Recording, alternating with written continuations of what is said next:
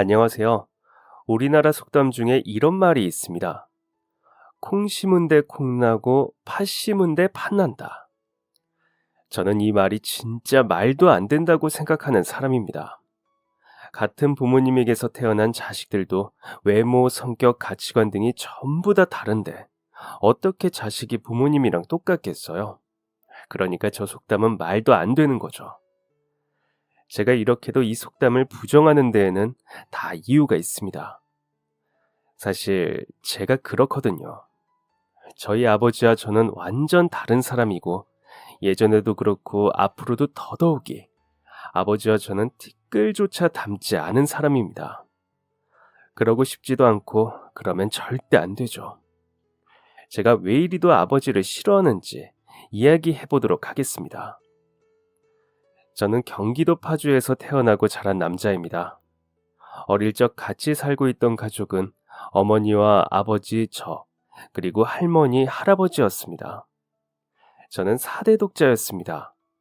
그래서 친할머니께서 저를 엄청나게 예뻐하셨고 정말 귀하게 여기셨죠. 하지만 저는 친할머니의 관심과 사랑이 썩 좋지 않았습니다. 솔직히 좀 불편하고 싫었습니다. 왜냐하면 저를 예뻐하는 만큼 다른 사람을 미워했는데 그게 누구냐면 바로 제가 가장 사랑하는 저희 어머니였죠.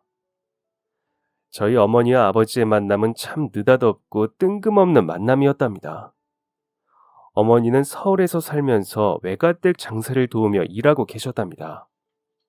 저희 외가댁이 되게 잘 살았거든요. 서울에서 큰 고깃집을 했었는데 손님도 되게 많고 그만큼 돈도 많이 벌었습니다. 할머니와 할아버지가 아무것도 없이 시작하셔서 함께 운영하시다가 할아버지가 돌아가시고서는 할머니가 혼자 운영하게 되셨답니다. 그런데 가게가 너무 바빠서 할머니 혼자 운영을 하시기에 힘에 부치니까 어머니보다 5살 많은 큰오빠이자 저희 큰삼촌이 할머니와 함께 가게 운영을 하게 된 거였습니다. 큰삼촌은 이공계열의 대학까지 나온 똑똑하신 분이었습니다. 할머니께서는 똑똑한 큰삼촌이 가게를 하시는 걸 싫어하셨지만 어쩔 수 있나요? 큰삼촌이 고집을 부려서 함께 운영을 하게 되었답니다. 그러다가 자연스럽게 회사에서 회계 업무를 보며 일을 하던 어머니도 함께 일을 하게 되었던 거고요. 어머니의 둘째 오빠인 작은 삼촌은 경찰대에 나온 경찰이셨는데 일찍부터 독립해서 밖에서 살고 계셨습니다. 반면에 아버지의 집안은 아주 지극히 평범했습니다. 하지만 가문, 독자, 유교 사상 등 이런 것에 대해서는 굉장히 유별났던 집안이었죠. 과거에 조상님들이 뭐를 했다느니 본관이 어떻고 집성촌이 어디에 있고 그런 것에 엄청 예민하고 자부심을 느끼는 집안이었죠.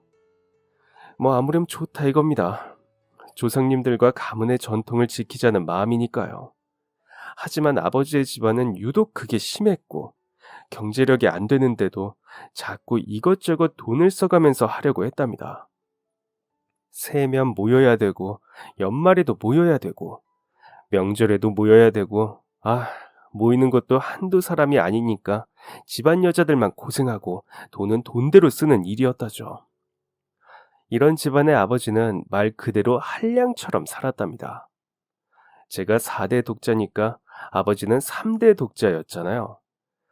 집안에서 얼마나 예쁨을 받으면서 자랐겠나요?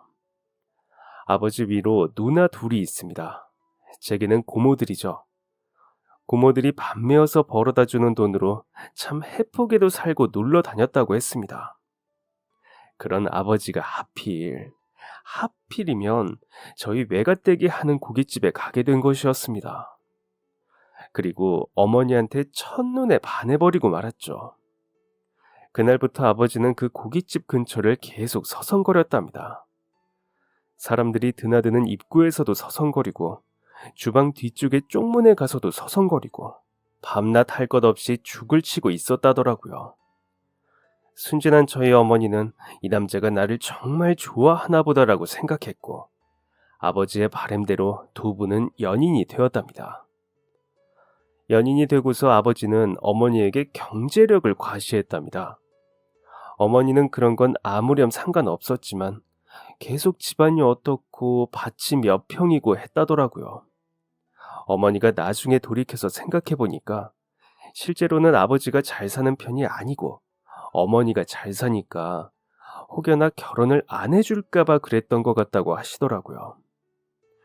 일리가 있는 말입니다.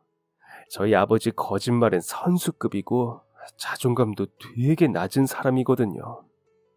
이러한 아버지의 과시와 끝없는 구애 끝에 두 분은 결혼을 하게 되셨답니다. 그리고 그때부터 어머니의 시집살이는 시작이 되었죠. 하마터면 시누이인 고모들까지 같이 살 뻔했답니다. 그런데 다행히도 어머니가 결혼하던 그맘때에 신우들이 결혼을 하면서 집을 나가게 되었다더라고요. 그나마 다행이지 뭡니까. 고모들 성격도 진짜 만만치 않거든요. 결혼을 하고 나니까 모든 게 어머니의 예상과 달랐답니다. 그렇게나 다정하고 착하던 아버지의 모습은 온데간데 없고 책임감도 없고 게으른 논팽이의 모습만 있었다더라고요. 그리고 무엇보다도 충격적인 건 친할머니의 모습이었답니다. 분명 결혼 전에 배웠을 땐 세상 둘도 없는 참한 며느리가 들어왔다며 엄청 좋아하셨다더라고요. 금이야 오기야 하며 대해주시고 결혼식 날엔 저희 어머니를 안아주며 눈물까지 흘렸답니다. 하지만 결혼 후 신혼여행에 다녀오자마자 할머니는 180도 달라져 버렸죠. 예, 너 지금이 몇 시인데 이제야 일어나니? 네? 지금 아침 7시인데. 그러니까 6시부터 일어나서 밥 안 치고 국 끓여야지. 우리 집 남자들은 갓 지은 밥 아니면 밥 안 먹는 거 몰라? 죄송합니다, 어머니. 할머니는 대놓고 어머니를 무시하고 핀잔을 주고 아주 못 잡아먹어서 안달이었답니다.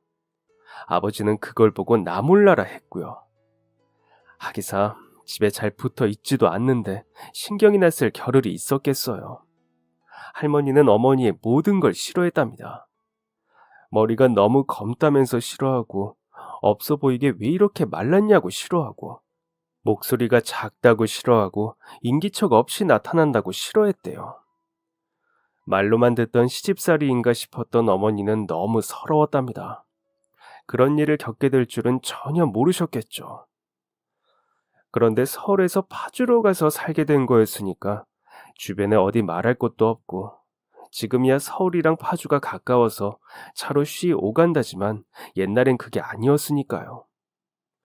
어머니는 그 고통을 그냥 혼자 삼키셨답니다. 그래도 참을 수 없는 게 있었는데 바로 집안 이야기를 할 때였대요.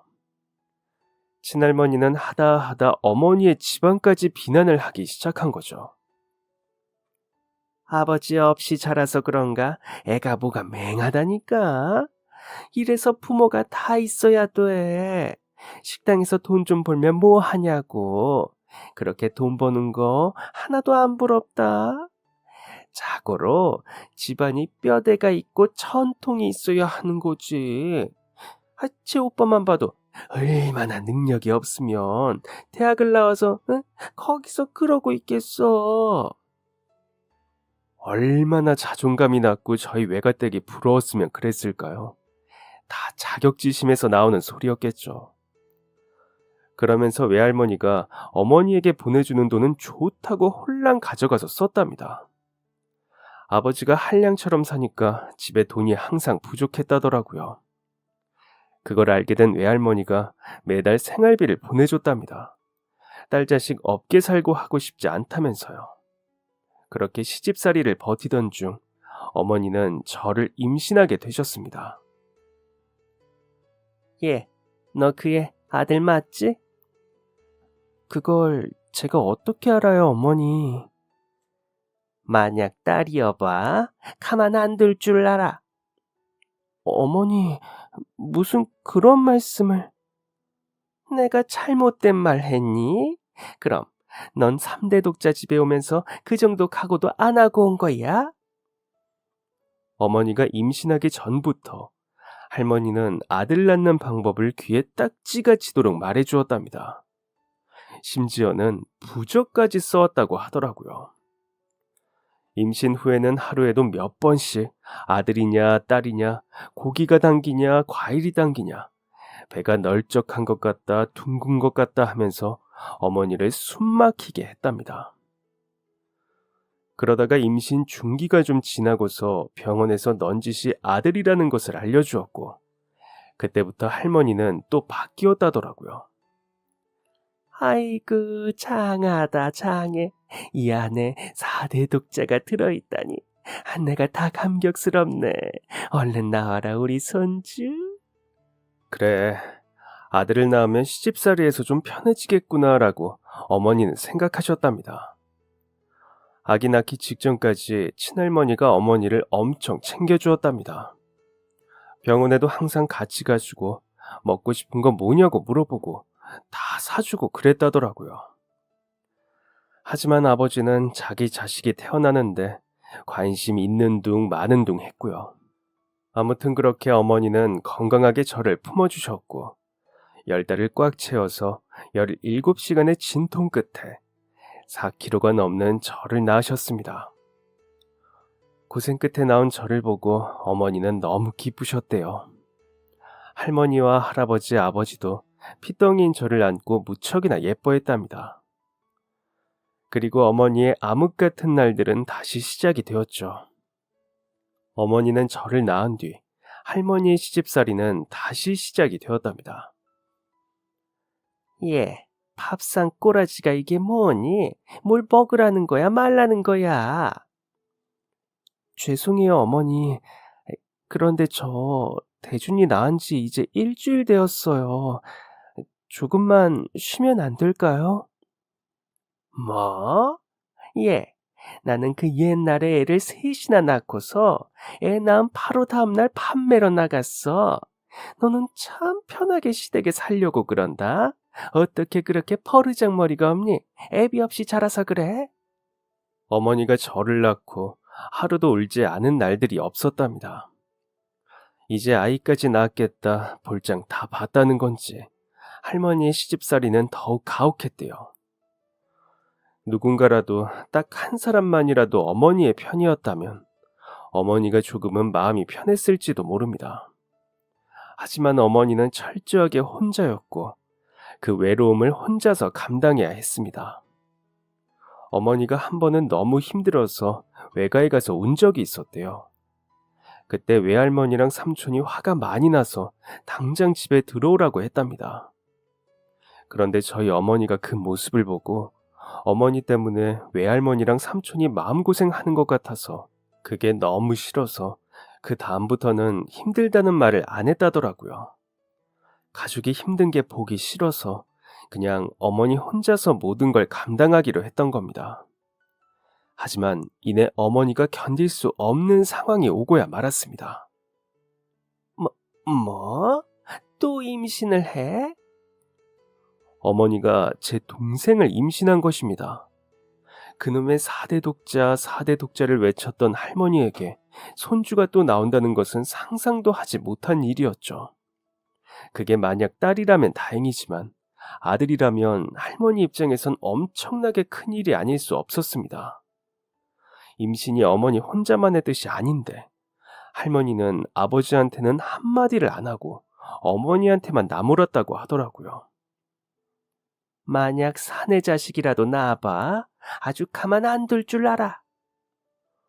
어머니는 온갖 핍박을 받으며 견뎌야만 했고 끝내 그 스트레스를 이기지 못하고 유산을 하게 되셨습니다. 어머니는 아이를 낳고 싶으셨대요. 그게 아들이던 딸이던 어머니에게 찾아온 소중한 아이였으니까요. 그렇게 친할머니의 굳은 소리도 이겨낼 수 있었던 건데 유산을 하시고선 정말 많이 힘드셨답니다. 그런데 엉엉 울고 있는 어머니에게 친할머니가 와서 박수를 쳤답니다. 아이고, 잘 됐다, 잘 됐어. 아이고야, 잘 됐어. 아유. 어머니가 순간 잠시 나갔던 정신이 돌아오기라도 한 것처럼 정신이 들었대요. 이거 정말 잘못되었다는 생각이 들었다더라고요. 그 다음부터는 빨리 여기를 벗어나야 되겠다는 생각만 들었답니다. 그래서 어머니가 선택한 건 막 돌된 저를 데리고 야반도주를 해서 외가에 가는 것이었습니다. 갑자기 오밤중에 들이닥친 어머니를 보고 외할머니와 삼촌은 엄청 놀라셨고 무슨 일이 단단히 있구나 생각하셨대요. 어머니가 둘째를 임신한 걸 알고 있었지만 유산 소식을 처음 들은 외할머니는 엄청 화를 내셨대요. 솔직히 말해봐. 사돈댁이 그동안 계속 너한테 못 살게 군 거 맞지? 외할머니와 삼촌이 힘들어할까봐 사실을 숨기고 있던 어머니는 그날 밤 모든 사실을 고백했답니다. 저희 외할머니가 좀 고지식한 부분이 있으시거든요. 아무래도 옛날 분이시니까 한번 결혼하면 지지고 볶으면서 평생을 살아야 한다고 생각하시고 부부싸움은 칼로 물베기라고 생각하시는 분입니다. 그런 할머니가 어머니 얘기를 쭉 듣더니 당장 갈라서라고 하셨다더라고요.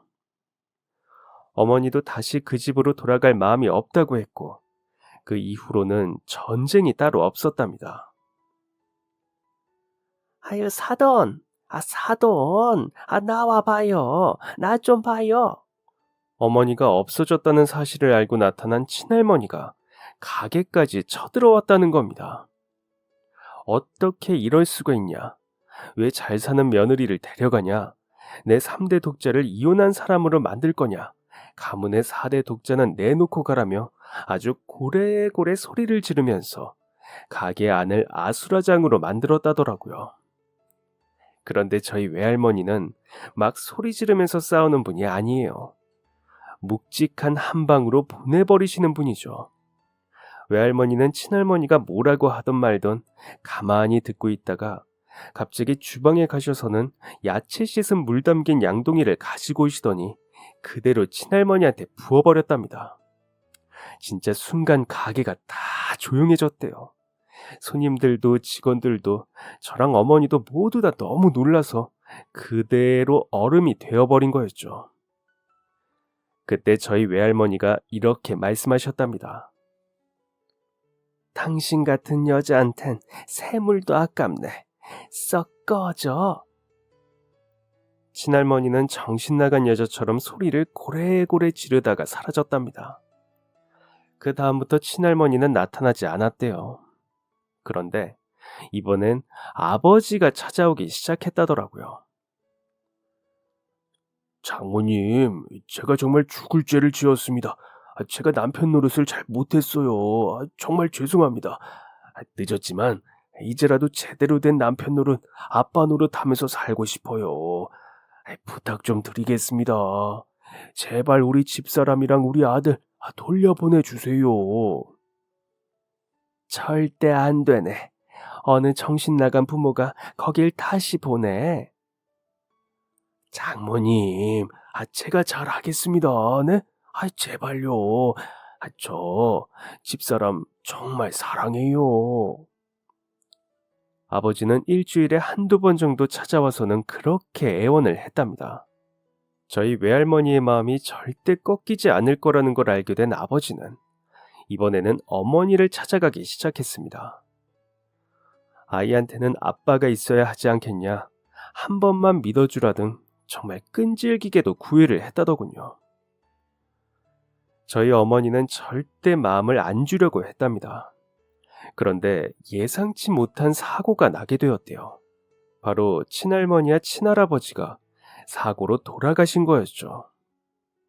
지방에 있는 집안 사람을 만나러 간다고 했는데 가는 버스가 전복되면서 그 자리에서 목숨을 잃으신 거였습니다.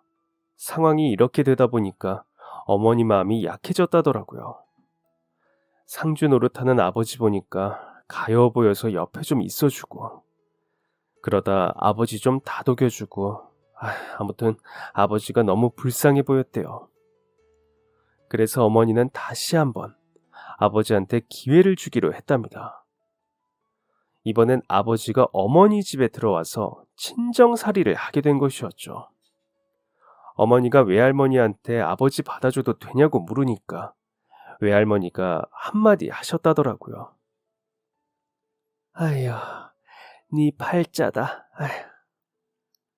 외할머니는 아버지가 또 일 안 하고 한량처럼 놀 게 눈에 훤하셨는지 아예 가게 일을 시키기 시작하셨습니다. 툴툴거리던 아버지도 할머니 앞에선 깨갱거리며 부지런히 일을 도왔죠. 이게 문제였습니다. 아버지한테 일을 시킨 게 크나큰 문제였습니다. 아버지는 자꾸 손님들하고 싸우기 시작했습니다. 아버지가 힘이 좋은 것도 아니고 꼼꼼한 것도 아니고 요리를 잘하는 것도 아니고 아무런 일을 시킬 수 없어서 정리하고 계산하는 것만 시켰다고 하더라고요. 그런데 꼭 그릇을 깨먹고 옆에 있는 손님하고 싸우고 계산 실수해서 또 손님하고 싸우고 와, 정말 허구한 날 그렇게 시비를 붙이고 다녔다는 겁니다. 그 때문에 매출 손실이 어마어마했다죠. 보다 못한 할머니께서 더 이상 가게에 나오지 말라고 했답니다. 그리고는 아는 사람을 통해 인쇄소에 보냈답니다. 어쩐 일인지 인쇄소에서 일을 곧잘 하는 것 같았고 그제서야 가족들 마음이 좀 놓였대요. 그러던 어느 날 아버지가 어머니에게 이런 얘기를 넌지시 했답니다. 나 인쇄소를 하나 차려볼까 해. 인쇄소를? 어떻게요? 어떻게는 뭐가 어떻게요? 그게 뭐 어렵나? 내가 해보니까 별게 아니더라고. 그냥 사무실에다가 기계 몇 대만 두면 될 것 같아. 내가 이래 보여도 말은 좀 잘하잖아. 거래처 물어오는 건 내가 자신이 있다고. 어, 그런데 사무실에 기계 몇 대가 장난도 아니고 사업하려면 다 자금이 있어야죠. 그러니까 당신이 장모님한테 말 좀 잘해주면 어떻게 안 될까? 에? 어머니는 고민하다가 할머니에게 말씀을 드렸고 할머니의 대답은 당연히 안 된다는 것이었습니다. 하지만 아버지가 꽤나 진심인 것 같았대요. 할머니가 아버지가 일하는 인쇄소 사장님한테 슬쩍 물어보니까 아버지가 일을 꽤나 잘한다고도 했다더라고요. 긴 고민 끝에 결국 할머니는 아버지한테 사업 자금을 대주기로 합니다. 그런데 아버지가 필요한 돈은 예상보다 훨씬 많은 돈이었고 결국 모아두었던 돈을 다 투자해서 사업을 도와주게 되었다더라고요. 감사합니다, 장모님. 고마워, 여보. 내가 이거 몇 배로 불려서 다 갚을게. 아버지는 이제 다 자기가 책임지겠다며 신신당부를 했고 그 이후 아버지는 행적을 감췄습니다. 저희 어머니 충격을 받아 몇 번을 쓰러지셨답니다. 할머니, 큰삼촌, 어머니가 이잡듯이 뒤지고 다녔는데 아버지의 그림자도 못 찾았답니다. 할머니의 전 재산을 가지고 그렇게 달아나 버린 거였죠. 게다가 더 황당한 건 따로 있었습니다. 바로 어머니의 이름으로 대출까지 받은 거였죠. 대체 어떻게 받은 건지는 모르겠지만 어머니 명의로 삼금융업에서 진짜 어마어마하게 큰 돈을 빌리고서 떠나버린 겁니다. 더 충격적인 건 어머니 명의의 대출은 이미 제가 태어나기 전에 받은 거였고요. 그러니까 완전 사기꾼인 거였죠. 이 소식을 들은 작은 삼촌까지 달려왔습니다. 이게 대체 무슨 소리야? 그 자식 지금 어디 있는데? 어? 아니다. 내가 좀 알아볼게. 작은 삼촌이 경찰이니까 아버지의 행방을 찾을 수 있지 않을까 싶었습니다. 삼촌은 아는 경찰의 형사에 총동원을 해서 아버지의 행방을 찾았습니다. 찾았어. 그 나쁜 자식 찾은 것 같아. 나 좀 나갔다 올게. 삼촌은 전화 한 통을 받더니 급히 밖으로 나갔습니다. 가족 모두가 작은 삼촌이 들어오기만을 기다렸고 늦은 밤이 되어서야 돌아온 작은 삼촌의 발걸음은 힘이 없었습니다. 아버지가 지내던 달방을 발견했다더라고요. 그곳에서 아버지의 흔적은 있었지만 아버지의 행방은 도저히 찾을 수가 없었답니다. 그렇게 우리 집을 쑥대밭으로 만든 아버지라는 인간은 완전히 자취를 감춰버렸습니다. 어머니에게 찾아오는 빚쟁이들 때문에 동네 평판이 안 좋아졌고, 결국 가게엔 점점 손님이 끊기고 빚을 갚기 위해 가게를 파는 수밖에 없었습니다. 할머니와 할아버지가 바닥부터 시작하신 그 가게를 제 아버지 때문에 판 것이었습니다. 그렇게 저희 할머니는 알아누우셨고 집안 분위기는 초상집이나 다름없었답니다. 큰삼촌은 가게를 잃었으니까 회사에 취직을 하게 되었고, 작은 삼촌도 원래 결혼하고 멀리 살고 있었는데 할머니 댁 근처로 이사를 와서 가까이서 살게 되었죠. 어머니는 죄인과 같은 마음이었다고 하셨습니다. 그때 저희 작은 삼촌이 그랬대요. 야, 피해자는 잘못이 없는 법이야. 그 자식이 나쁜 자식이지 네가 왜 기죽어 있어? 그만해. 애도 있는 애 엄마인데 강해져야지. 작은 삼촌 덕에 어머니는 기운을 차릴 수 있었다고 했습니다. 나쁜 아버지 때문에 저희 어린 시절은 금전적으로 힘들고 가난했습니다. 기울어진 가세는 다시 돌아오지를 않았고 저희 가족은 그렇게 궁핍하게 살아가게 되었습니다. 어머니는 아등바등 열심히 사셨습니다. 제가 7살 때 큰삼촌도 결혼을 했는데 삼촌들이 다 결혼하니까 어머니와 저 그리고 할머니만 남게 되었어요. 삼촌들이 사정이 안 좋은 저희한테 매달 생활비를 보내주긴 했지만 어머니가 가장이 되어서 생계를 유지해야만 했습니다. 그때부터 어머니는 저를 할머니 손에 맡겨두고 이불 공장에서 일을 하기 시작했습니다. 앞서 말했듯이 저희 어머니 진짜 곱게 자랐고 풍요롭게 자랐다고 했잖아요. 그런데 남자 하나 잘못 만나서 이게 무슨 고생인지. 정말 할머니 말씀대로 어머니 팔자가 꼬일 대로 꼬여버린 거였습니다. 그렇게 어머니는 이불 공장에 나가 돈을 버셨고 그 돈으로 우리 세 식구가 먹고 살았습니다. 할머니는 가게를 그만두시고 계속 몸이 안 좋으셨습니다. 집에 계실 땐 거의 누워있기만 하셨고 안 그래도 말수가 없는 분이었는데 더욱이 말수가 줄으셨죠. 거기에 힘이 하나도 없어 보이시고 삶의 의욕도 없어 보이시고, 그렇게 제 기억 속의 할머니는 그런 초췌한 모습이었습니다. 그 후 할머니는 그렇게 말없이 버티고 버티시다가 결국 제가 10살이 되었을 때 세상을 떠나셨습니다. 어머니는 할머니를 떠나보내며 미안하다고 하셨습니다. 통곡하며 계속 할머니께 미안하다고 하셨습니다. 사과를 해야 하는 건 피의자인 아버지인데 이 일을 떠올릴 때마다 마음이 먹먹해지네요. 그 이후 저와 어머니는 둘만 남게 되었는데요. 이때 삼촌들이 자주 찾아와서 많이 도와주었습니다. 다들 근처에 살고 있었고 제가 초등학생이긴 했지만 그래도 고작 10살이다 보니 학교 끝나면 제가 삼촌들 집에 가거나 삼촌이랑 외숙모들이 사촌 동생들하고 저희 집에 와서 저를 많이 챙겨주셨습니다. 특히 제가 좋아했던 건 경찰관인 작은 삼촌이었습니다. 어린 남자애들한테 무서우면서도 멋져 보이는 게 바로 경찰관이죠. 특히 삼촌이 제복을 입었을 때의 모습은 와, 정말 슈퍼맨, 배트맨보다도 더 멋져 보였습니다. 제복이 너무 멋져서 모자도 빌려 쓰고 넥타이도 해보고 그랬었죠. 삼촌, 경찰은 어떻게 되는 거야? 삼촌 진짜 멋져. 삼촌 최고야. 왜? 대준이도 경찰이 되고 싶어? 그런가? 경찰이 되고 싶은 건지는 잘 모르겠어. 처음엔 그냥 삼촌이 멋지다 정도였습니다. 그런데 점점 궁금하더라고요. 어떻게 하면 경찰이 될 수 있는지, 어떻게 하면 나쁜 놈들을 잡을 수 있는지요. 그리고 더 곰곰이 생각해보니까 저는 아버지 같은 나쁜 사람을 잡고 싶었던 것 같습니다.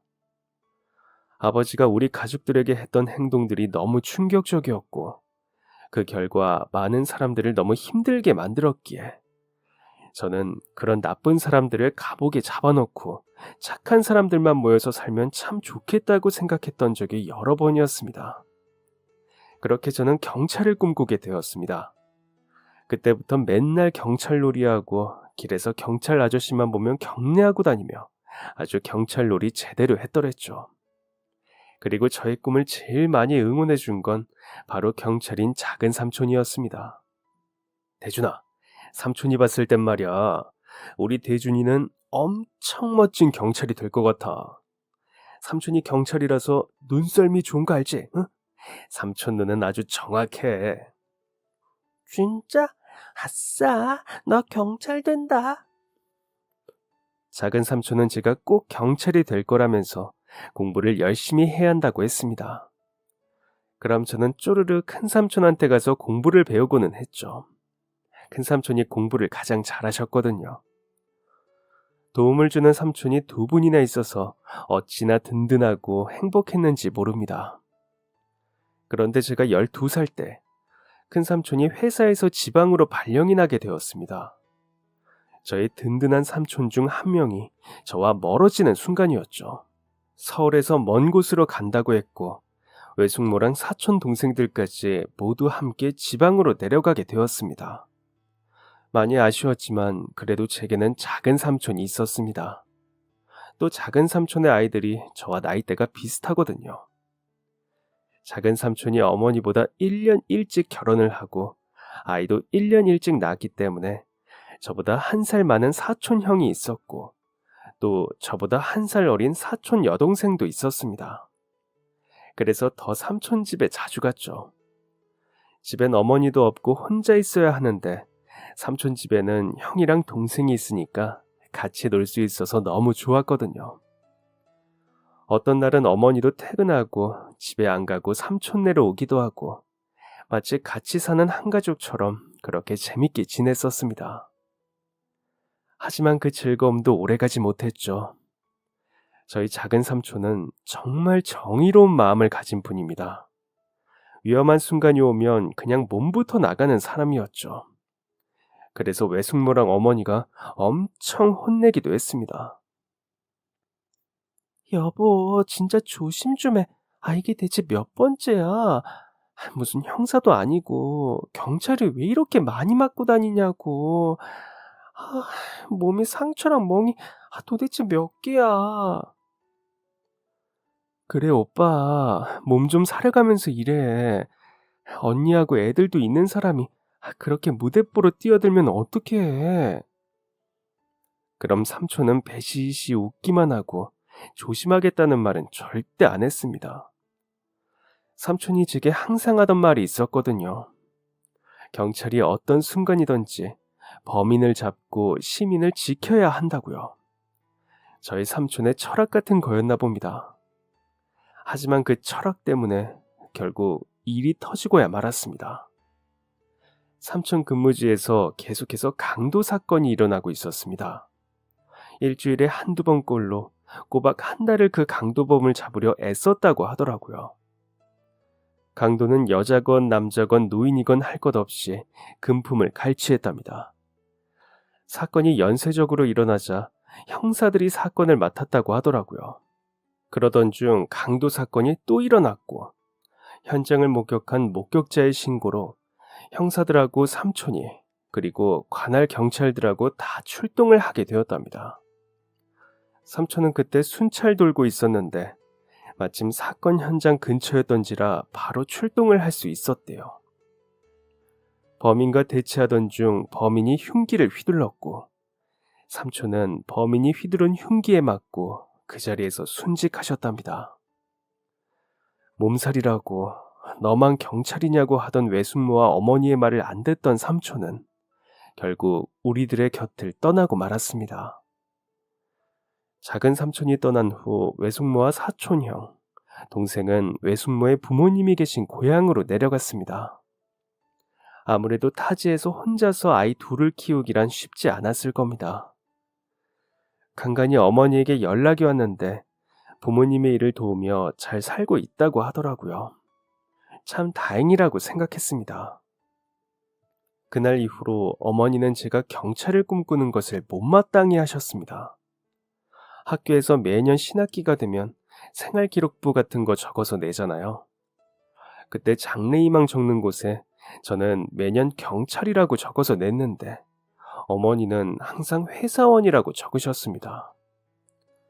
그러다가 제가 고등학생이 되었고 저는 경찰대에 가고 싶다는 목표가 생겼죠. 엄마, 저 경찰대 가고 싶어요. 너 경찰 꼭 해야겠니? 네, 하고 싶어요. 꼭 할 거예요. 많고 많은 직업 중에 왜 하필 경찰이니? 너네 삼촌 그렇게 가는 거 못 봤어? 그런데도 경찰이 하고 싶어? 네, 그래서 더 하고 싶어요. 나쁜 놈들 다 잡고 싶어요. 우리 이 꼴로 살게 하고 숨어버린 아버지 같은 그런 나쁜 놈들 싹 다 잡고 싶어요. 어머니한테 아버지 얘기를 한 건 처음이었습니다. 아마 어머니는 모르고 계셨을 겁니다. 제가 아버지를 잡고 싶어 한다는 것을요. 제 말에 어머니는 아무 대답도 안 하셨고 그때 처음으로 고등학교 1학년 생활기록부 장래희망 칸에 어머니도 저와 똑같이 경찰이라고 적으셨습니다. 그리고 국영수 배우는 학원도 보내주셨죠. 그때쯤엔 집안 살림이 좀 나아졌었거든요. 어머니는 이불 공장, 의류 공장을 전전하시면서 미신 기술을 익히게 되셨고 실력이 좋으셔서 한 공장에서 괜찮은 수익을 챙기며 일을 할 수 있게 되었습니다. 그 덕에 저희 집 형편이 좀 괜찮아졌죠. 호기롭게 경찰대 간다고는 했는데 아휴, 생각보다 더 힘든 거더라고요. 학교 공부도 해야 하고 수능 점수도 챙겨야 하고 체력 검사랑 면접까지 있는 줄은 몰랐습니다. 그래도 어떡해요. 제가 정말 원하는 거였는데 물론 경찰대를 가지 않아도 경찰이 될 수 있지만 이왕 마음먹은 거 경찰대에 들어가고 싶었습니다. 고등학교 1학년 때부터 친구들이랑 놀지도 않고 공부에만 매진을 했습니다. 친구들이 너 경찰대가 아니라 의대에 가려고 하냐고 할 정도로 공부를 열심히 악착같이 했습니다. 그리고 전 정말 제가 소원하던 경찰대에 갈 수 있었죠. 학교가 지방에 있기 때문에 어머니와 떨어져 지내야만 했습니다. 어머니는 저를 보내던 날 걱정되는 눈으로 저를 한참 바라보셨습니다. 우리 대준이 잘하고 와. 엄마 기다릴게. 네, 씩씩하게 공부 잘하고 더 멋있어져서 올게요, 엄마. 그로부터 7년이라는 시간이 흘러 저는 그토록 바라던 경찰이 되었습니다. 15년을 꿈꾸었던 게 이뤄지는 기분이란 정말 말로 표현을 못할 정도로 벅찼습니다. 졸업이랑 임용식을 같이 했는데 경이다는 그 순간 정말 눈물 나오려던 거 꼭 참았습니다. 멀리까지 내려온 어머니가 저를 자랑스럽게 보셨고 저를 안아주면서 넌 정말 멋진 경찰이 될 거야 하시는데 그때 진짜 못 참겠어서 눈물을 흘렸습니다. 그렇게 저는 대한민국의 자랑스러운 경찰이 되었습니다. 나쁜 자식들 내 손에 걸리기만 해봐라. 다 잡는다. 이런 마음으로 임했습니다. 작은 삼촌이 왜 그렇게 열심히 몸살이지 않고 일을 했는지 알겠더라고요. 경찰 돼서 세상을 보니까 진짜 참을 수 없을 정도로 고약한 사람들이 너무 많았습니다. 그런 사람들로 인해 생겨난 피해자들은 억울하고 속상하고 분한 마음을 가지고 살아가야만 했고요. 그런 억울한 시민이 생기지 않게 지키고 그런 사람들을 위해 싸우는 게 경찰이라고 생각했습니다. 그렇게 1년 정도를 일을 하다가 오랜만에 휴가를 내게 되었습니다. 뭘 할까 고민하다가 오랜만에 어머니 모시고 바람이나 쐬고 오려고 했죠. 하지만 어머니께서 바쁜 시기라 휴가를 못 낸다고 하시더라고요. 하는 수 없이 혼자 떠나보기로 했습니다. 그냥 가볍게 드라이브나 하자 하고 집에서 나갔는데 여기저기 경치 보며 달리다 보니까 어느새 어둑한 밤이 되었습니다. 강원도까지 넘어갔다가 집으로 돌아오는 길이었고 경기도 부근에서 달리고 있었습니다. 날이 추워서 그런가 시간이 늦어서 그런가 길에 차도 없고 사람도 없더라고요. 시골길도 아니었고 시내였는데 말이죠. 그렇게 달리던 중 앞에 검은색 외제차가 한 대 눈에 들어왔습니다. 깜깜한 밤인데도 속도를 엄청 내더라고요. 마음 같아선 당장 잡고 싶었지만 제가 경찰차를 타고 있는 것도 아니고 저렇게 달린다면 분명 카메라에 찍혀서 벌금 낼 테니까 뒤에서 지켜보기만 했습니다. 그런데 그때였습니다. 차 신호가 노란불이 들어왔는데도 속도 줄일 생각을 안 하더라고요. 그리고는 곧 노란불이 빨간불로 바뀌었고 신호등의 보행자 신호가 초록불이 되었는데도 그냥 앞으로 나아가더라고요.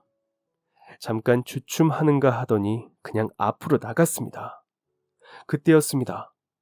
검은 외제차가 보행자 신호를 넘어가는 순간 갑자기 뭔가 쨍그랑 하면서 떨어지는 소리가 들렸습니다.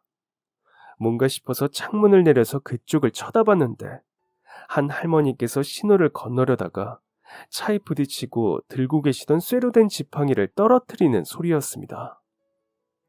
할머니는 그 차 바퀴에 발이 깔리셨는지 주저앉아서 아이고 내 발, 아이고 하면서 소리를 지르셨습니다. 깜짝 놀라서 차에서 내리려던 그때였습니다. 할머니를 친 검은 차가 다시 차를 움직이더라고요. 그러더니 가속을 내서 현장을 빠져나갔습니다. 뺑소니였습니다. 저는 내리려다가 다시 차에 올라탔습니다. 할머니, 제가 구급차랑 경찰차 불러드릴게요. 위험하니까 인도 쪽으로 올라가 계세요. 저는 검은 차를 따라서 차 속도를 올렸습니다. 가면서 경찰한테 신고를 해두고 범인을 잡기 위해 밟고 또 밟았죠. 와, 그런데 진짜 잘 도망치더라고요. 마치 이런 상황이 처음이 아니라는 듯 말이죠. 10여 분간 그렇게 대치를 한 끝에 결국 그 차를 잡을 수 있었습니다. 제 차가 부서지는 한이 있더라도 막아야겠다고 생각하고 그냥 앞에 끼어들어 버렸거든요. 차 문을 열고 나가니까 차주가 핸들을 꽉 쥐고 얼굴을 파묻고 있었습니다. 제가 가서 창문을 두드리자 슬그머니 창문을 내리더라고요. 여전히 고개는 들지 않은 채 말이죠. 내리세요. 방금 할머니 치셨잖아요. 다 봤어요. 요즘 세상에 CCTV가 몇 대인데. 죄송한데요. 한 번만 봐주시면 안 될까요? 네? 사람을 쳐놓고 봐주긴 뭘 봐줘요. 제가 원래 그런 사람이 아닌데 할머니한테 가서 사과하고 보상도 할 테니까 봐주시면 안 될까요? 저기요, 저 경찰이에요. 범죄를 저질러 놓고 어디 경찰한테 봐달라고 하고 있어요. 경찰... 진짜... 그제서야 차주는 한숨을 푹 쉬면서 고개를 들었습니다. 그리고 그 순간 저는 그 자리에서 얼어붙고 말았습니다. 그 사람은 제가 그토록 증오하고 환멸하고 저주했던 사람인 저의 아버지가 그 차 주인이었습니다. 눈을 비비고 다시 봐도 결과는 마찬가지였습니다. 하지만 아버지는 처음에 저를 못 알아봤습니다. 그럴만도 하죠. 제가 워낙 어릴 때 그 짓을 하고 도망쳤고 저한테 별로 관심도 없던 사람이었으니까요. 이내 저를 알아본 아버지가 갑자기 헛웃음을 지었습니다. 네가 경찰이 되었다고? 아유, 참나. 대진아, 네 아빠 한번 살려준다 생각하고 그냥 넘어가 주라. 내가 그 할머니한테 보상한다고 했잖아. 어? 피는 물보다 진하다. 알지? 너 경찰이라는 사명감에 그렇게 막 부모를 집어넣고 그러면 안 된다. 대준이에요. 대진이가 아니고. 그리고 난 아버지 없어요. 피? 그깟 피가 뭔데? 범죄자 주제. 곧 제 신고를 받은 경찰이 저희가 있는 현장으로 출동했고 그렇게 아버지는 경찰서에 끌려가게 되었습니다. 아버지가 잡혀가고 다리에 힘이 풀려서 주저앉아 버렸습니다. 그렇게 다시 만나게 될 줄은 상상도 하지 못했거든요. 너무 어릴 때라 기억도 잘 안 나는데 단번에 알아본 저도 신기했고요. 그날 경찰서에 가서 참고인 조사를 했고 다시 며칠 뒤 담당 경찰에게 아버지의 소식을 들을 수 있었습니다. 서울 형사과로 넘겨줬다고요? 왜요? 그 사람 알고 보니까 사기꾼이더라고요. 몇 달 전에 서울에서 신고가 들어와서 수배 중이었는데 어떻게 이렇게 잡혔네요. 담당 형사가 데리고 가서 아마 지금 조사 중일 거예요. 사, 사기요? 무슨 사기요? 저도 자세히는 모르겠는데 부동산 투자 사기를 치고 다닌 것 같더라고요.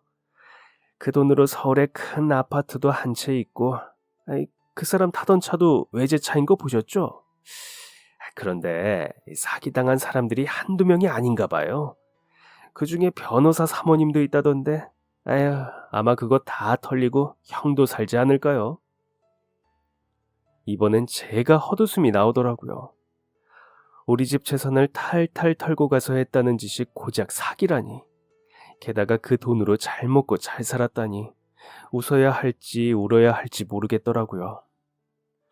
그로부터 몇 달 뒤, 아버지는 집이고 차고 다 넘어갔고 사기죄로 4년형을 살게 되었다는 소식을 듣게 되었습니다. 정말로 피해자 중에 변호사 사모님이 있었고 그 변호사가 굵직한 로펌에 알아주는 변호사라 형을 그렇게 내릴 수 있었다고 하네요.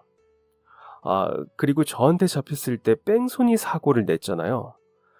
그런데 알고 보니까 그때 피해 입으신 할머니의 자녀분이 경찰 쪽 사람이었다더라고요. 형사라고 했던 것 같은데 자세히는 저도 모르겠습니다. 아무튼 그것 때문에 또 한바탕 난리가 났었다는 후문이 돌았죠. 그리고 또 한 가지, 그 사기꾼을 붙잡은 저는 운 좋게 특진을 할 수 있었습니다. 특진을 하고 고민하다가 어머니에게 이 사실을 알려드렸습니다. 혹시 아버지 얘기를 꺼내는 게 어머니한테 안 좋은 기억을 끄집어내는 거일 수도 있겠다 싶어서 말을 안 하려다가 아버지의 최후를 알려드리고 싶은 마음에 말씀드렸죠. 어머니는 내내 무표정으로 제 이야기를 들으셨습니다. 그리고 제 이야기가 다 끝나간 뒤 한마디를 하셨죠. 예전 할머니처럼 말이죠. 아휴, 지 팔자 지가 꼬았네. 아버지가 그렇게 잡혀간 뒤 제 마음이 뭔가 가벼워진 기분이었습니다. 가슴을 꾹꾹 누르고 있던 답답함, 어떤 묵직한 응어리가 풀린 기분이 들더라고요. 어머니도 저와 같은 마음이기를 바라고 또 바랍니다. 20여 년을 한 사람만 증오하며 살아온 기분을 아시나요? 차라리 소식이라도 듣는다면 조금 덜했을지 모릅니다. 잘 살고 있다는 소식 들으면 억울한 기분이라도 들 테고, 못 산다는 소식 들으면 통쾌한 기분이라도 느꼈을 테죠. 그런데 어디서 뭐하고 사는지, 죽었는지 살았는지도 모르니까 오히려 답답하고 미쳐버리겠더라고요. 그래서 더 아버지와의 재회가 충격적이었나 봅니다. 그리고 마침 마음을 물로 씻어낸 듯 맑아졌고요. 어떠한 관심도 미련도 남아있지 않았죠. 저는 콩 심은 데 콩 나고 팥 심은 데 팥 난 사람이 아닙니다. 저는 그냥 저입니다. 저희 아버지와 닮지 않았고 아버지 같은 사람이 되고 싶지도 않고 그런 사람을 아주 증오합니다. 앞으로도 저는 대한민국의 자랑스러운 경찰로서 아버지 같은 그런 나쁜 사람들을 잡아놓는 데에 몸살이지 않고 힘쓸 것입니다. 세상에 억울한 사람이 하나도 생기지 않기를 바라면서 최선을 다해서 제 일을 할 겁니다. 처음에 경찰이 되는 것을 반대하셨던 어머니도 이제는 저를 자랑스러워 하십니다. 제가 경찰 되고 언젠가 어머니한테 여쭤봤거든요. 엄마, 그래도 내가 이렇게 멋있는 경찰이라서 자랑스럽죠? 아유, 얘는 무슨 낯간지럽게. 엄마, 그죠? 저 자랑스럽죠?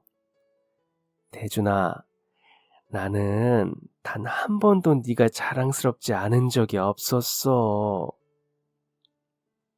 저 정말요? 그럼 내 자식인걸. 항상 자랑스럽고 항상 대견하지. 이렇게 멋지게 커져서 고맙다, 대준아. 이 말 듣고 또 눈물 흘릴 뻔했네요. 저는 경찰 막 되었을 때부터 돈을 열심히 모아서 얼마 전에 아파트 전세 계약을 했습니다. 지금 그 집에서 어머니와 도란도란 살고 있죠. 어머니는 여전히 옷공장에서 일을 하시는데 일하는 시간도 길지 않으시고 같이 일하는 사람들과 친해지신 것 같아서 보기 좋습니다. 올봄에 제주도로 여행 간다고 하시던데 용돈 두둑히 드릴 수 있게 또 열심히 일해야겠네요. 요즘 어머니께서 입버릇처럼 하시는 말씀이 있습니다. 바로 결혼하라는 소리죠. 결혼을 왜 하라고 하냐고 여쭤보니까 자식 낳는 것만큼 더한 행복이 없다고 하시더라고요. 그런데 사실 어머니는 모르지만 저한테 미래를 함께 꿈꾸는 여자친구가 있거든요. 조만간 소개해 드릴 건데 엄청 좋아하실 것 같습니다. 여자친구랑 잘 만나다가 결혼해서 아이도 낳고 저도 세상에서 가장 행복한 그 기분을 느껴보고 싶네요.